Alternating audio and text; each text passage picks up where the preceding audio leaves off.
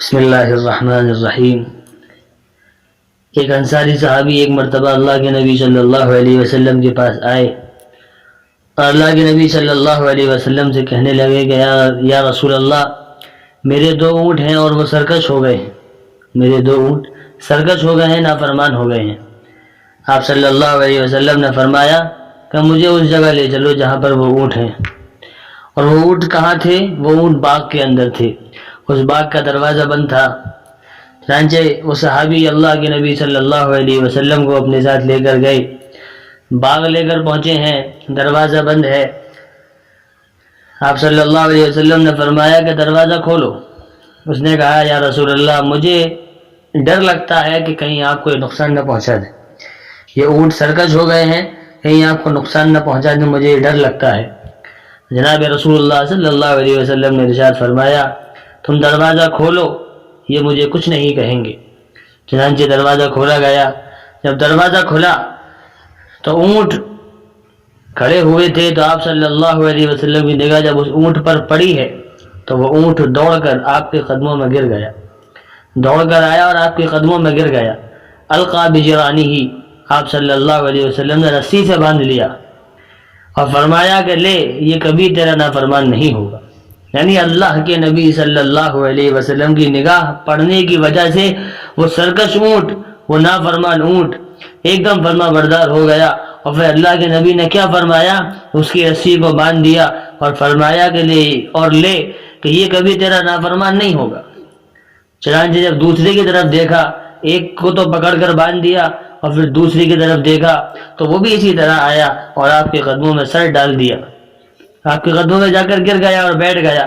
آپ نے اس کو بھی رسی سے باندھ دیا اور فرمایا کہ لو، یہ بھی نافرمانی نہیں کرے گا، یہ بھی نافرمانی نہیں کرے گا۔ یہ تو اونٹوں کا حال تھا کہ جانوروں کو بھی پتا تھا کہ یہ اللہ کے نبی ہیں، اور نبی کی بات کا ماننا ہمارے لیے ضروری ہے کہ جس طریقے سے انسان نبی کی باتوں کو مانتے ہیں، جانور بھی نبی کی باتوں کو ماننے ہیں۔ حضرت علی تو فرمایا کرتے تھے کہ آپ صلی اللہ علیہ وسلم جب درختوں کے پاس سے گزرتے تھے تو درخت کہتے السلام علیکم یا رسول اللہ۔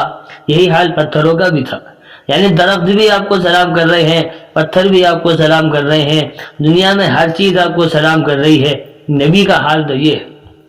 فرمایا ایک مرتبہ آپ صلی اللہ علیہ وسلم کا معجزہ دیکھا کہ آپ پیشاب کرنے کے لیے نکلے، اب جہاں پر جنگل تھے وہاں پر جب آپ پہنچے ہیں تو وہاں جھاڑیاں چھوٹی چھوٹی تھیں، جھاڑیاں جو تھی وہ چھوٹی چھوٹی سی تھی، ان کے پیچھے پردہ نہیں ہو سکتا تھا۔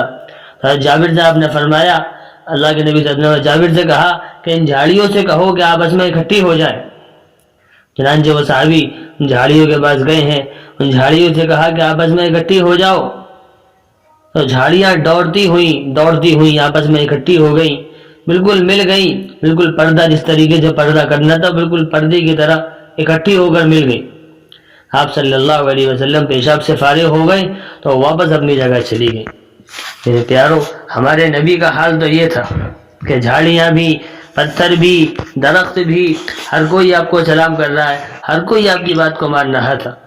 یہ ہمارے نبی کا حال تھا، یہ ہمارے نبی کا معجزہ تھا کہ جانور بھی آپ کی نگاہ جب جانور پر پڑی ہے تو جانور بھی فرما بردار بن گئے، جو نافرمان تھے، جو نقصان پہنچانے والے تھے، جو سرکش تھے، وہ بھی فرما بردار بن گئے، کیونکہ نبی نے دیکھا تھا، نبی کی بات تھی، نبی کی نگاہ کا پڑ جانا ان کے لیے باعث رحمت تھا، ان کے لیے سعادت تھی۔ درخت بھی آپ کو سلام کر رہے ہیں، پتھروں کا بھی یہی حال ہے، جھاڑیوں کو دیکھا تو جھاڑیوں بھی اکٹھی ہو گئی۔